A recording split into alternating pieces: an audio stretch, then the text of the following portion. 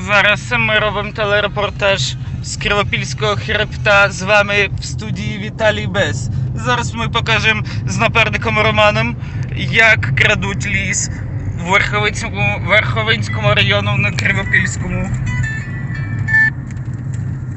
перевалі.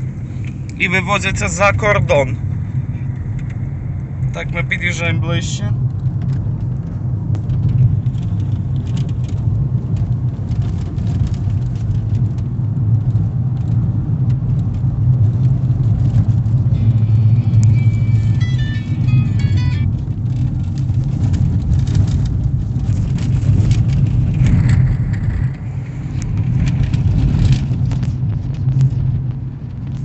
От перший схрон.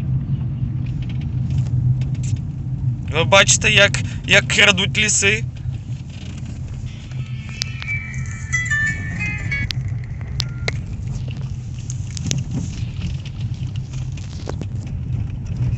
Море лісу. От надзирателі, які охороняють цей ліс.